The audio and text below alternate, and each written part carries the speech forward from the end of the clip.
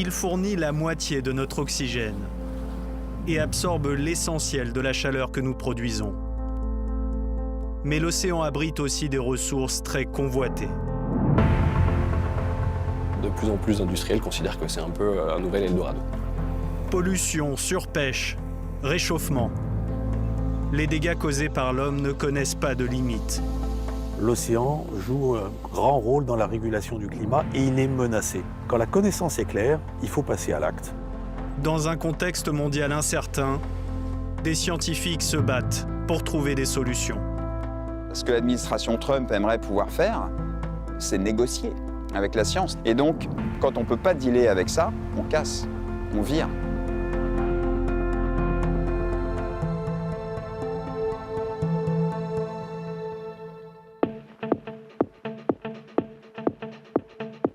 Au siège de l'Ifremer, une équipe d'ingénieurs vient de mettre à l'eau un tout nouveau prototype.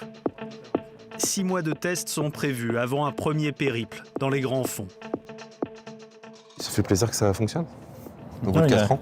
Il y a un certain accomplissement quand même. Ouais. Ce qu'il y a devant vous, là, ce sont des profileurs qui vont faire partie du réseau Argo.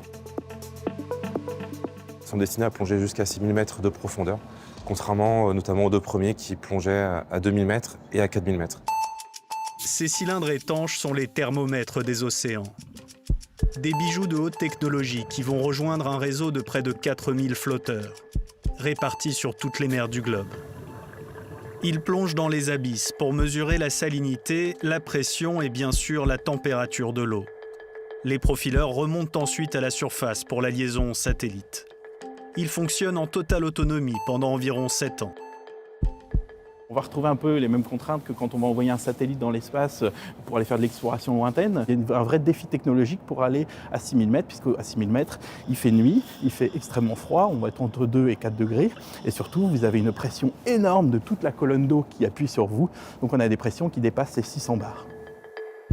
En atteignant cette profondeur, les profileurs ont accès à la quasi-totalité des océans. Une première pour la France. Argo, c'est vraiment un exemple unique de coopération internationale au service de la science, au service de la planète. Ça a été une sorte de révolution silencieuse pour les sciences de l'océan. Ça nous permet déjà, dans un premier temps, de surveiller et d'observer le climat et ses changements. On sait aujourd'hui qu'environ 90% de la chaleur émise par l'homme, qui résulte des activités humaines, elle est stockée dans l'océan. Pourtant, l'avenir du réseau Argo inquiète. La moitié des 4000 profileurs appartiennent aux États-Unis.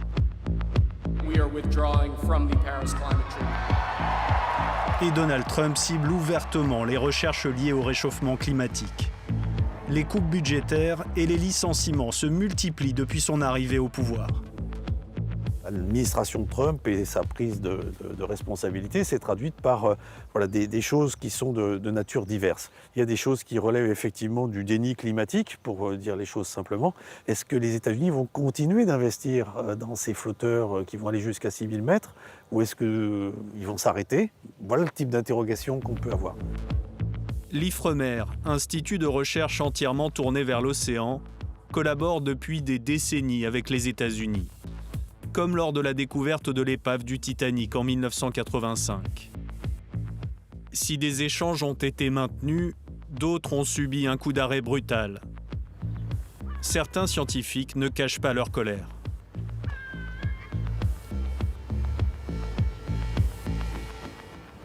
Sans les Américains, c'est une perte de moyens, c'est des moyens financiers qui ne seront plus là. Ce que l'administration Trump aimerait pouvoir faire, c'est négocier avec la science, négocier avec la biodiversité, négocier avec le climat, mais on ne négocie pas avec la science.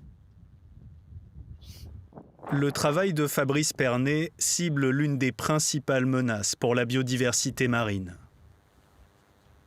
Ici, en fait, on a potentiellement une solution pour lutter contre l'acidification des océans. Toutes ces algues-là sont des potentiels remèdes à ce problème. Il faut savoir qu'un océan acidifié, c'est ni plus ni moins qu'un océan malade, qui va perdre sa richesse, qui va perdre toute la diversité d'espèces qu'il abrite. Plus les océans absorbent les émissions de CO2, plus l'eau devient acide et corrosive pour les coquillages. On voit là ici qu'on a des bassins avec des huîtres seules, en conditions acidifiées, telles que prévues à l'horizon 2100, et là les huîtres en conditions normales. Au départ, la masse de coquillages était la même dans les deux conditions, et là on voit bien que globalement, c'est 2 fois plus petit ici que là, il y en a 2 fois moins.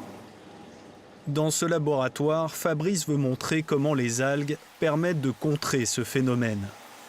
Les algues ici, sous l'effet de la lumière qui est là, vont capturer le CO2 qui est en excès dans l'eau. Elles vont le capturer pour croître et du coup diminuer l'acidité de l'eau et permettre aux coquillages de mieux grandir et d'avoir leur coquille qui est moins grignotée finalement par l'acidité de l'eau.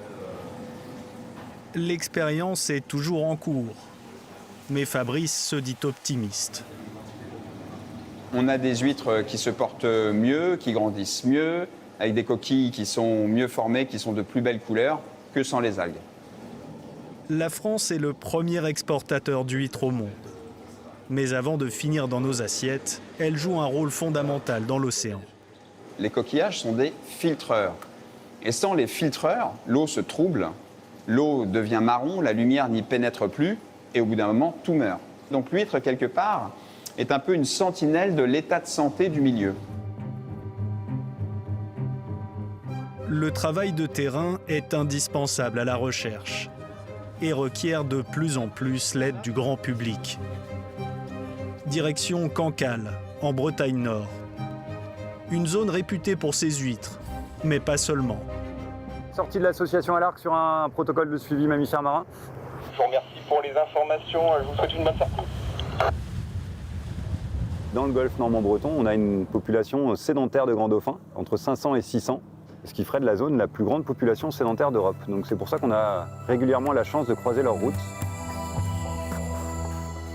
Gaël et son association sillonnent la zone depuis plus de 20 ans. Les requins, peu probable. Tortue marine, peu probable. Tu n'as plus que ce qui t'intéresse sur le côté. On gagne un temps fou. Chaque rencontre avec les dauphins est soigneusement archivée, sous l'œil attentif d'une coordinatrice scientifique. Le point météo, il a été fait aussi. Direction de la houle, on n'a pas de houle significative. On va faire plusieurs types de suivi. Notamment, on a le type de suivi par photo-identification. On va prendre en fait des photos des nageoires dorsales, ce que j'appelle l'aileron, et on va en faire une estimation de la taille de la population. On a créé un programme de sciences participatives où on va former des bénévoles qui le souhaitent à trier les photos. Pas de dauphins à l'horizon ce jour-là, mais les interactions sont fréquentes dans la baie du Mont-Saint-Michel. Les informations récoltées sont partagées via une application avec les spécialistes des mammifères marins. L'élévation de la température de l'eau va aussi, au fil des années, avoir un impact monstrueux sur la pérennité et l'équilibre de l'écosystème marin. Donc il faut des veilles, il faut des sentinelles, il faut un travail qui soit rigoureux, qui soit scientifique. C'est pas au doigt mouillé, c'est pas une opinion, c'est des faits. C'est aussi tout l'intérêt du travail des petites structures qui vont jalonner l'ensemble du littoral français, c'est que toutes ces structures vont, à leur petite échelle, mettre une petite pierre à l'édifice. Des bénévoles collaborent parfois avec l'Ifremer, comme de nombreux autres organismes dont la science n'est pas la vocation première. Dans le champ des recherches marines, il y a plein de choses à faire en matière de sciences participatives. Je peux citer des collègues qui travaillent avec l'association Surfrider. Et les surfeurs sont inquiets de la présence de contaminants chimiques dans l'eau. Et donc, on a équipé un certain nombre de combinaisons de surf, de capteurs, qui permettent de mesurer au fil du temps, de manière cumulative, la présence de contaminants chimiques.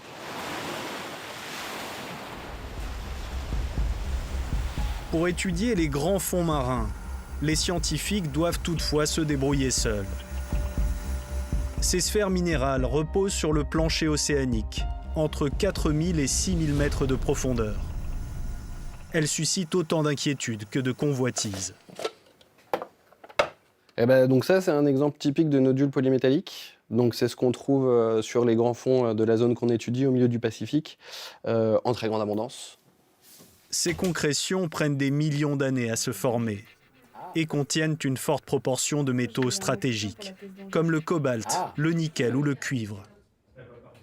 Les éléments qui sont compris dans ces nodules, ils sont à la base de plein de technologies, de nouvelles technologies actuelles, des batteries de voitures électriques, de smartphones, d'ordinateurs portables, de panneaux photovoltaïques. Donc effectivement, de plus en plus d'industriels considèrent que c'est un peu un nouvel Eldorado.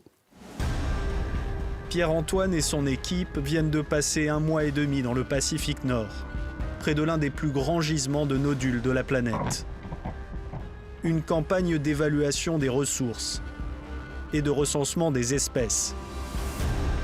Là, par exemple, on a la collection des échantillons qu'on a pris pendant la campagne Eden, au milieu du Pacifique. Dans chacun de ces pots, on peut s'imaginer qu'il y a plusieurs centaines d'organismes. Il y a aussi beaucoup d'espèces, puisque c'est un environnement qui est caractérisé par le fait qu'il y a une grande diversité. Et il y en a surtout à peu près une moitié qu'on ne connaît pas, qui est non décrite dans la science.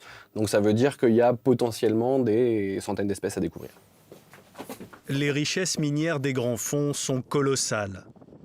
Mais leur exploitation pourrait causer des dégâts irréversibles. Les fragiles sédiments du plancher océanique jouent aussi un rôle crucial dans la capture du CO2. Il y a quand même globalement un consensus scientifique pour dire qu'on a un manque de données, un manque de recul.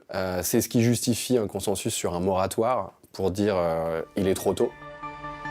Donald Trump vient pourtant de signer un décret visant à développer l'extraction minière en mer, y compris dans les eaux internationales. D'autres pays pourraient suivre son exemple. La menace d'une future ruée vers l'or pèse sur les grands fonds océaniques.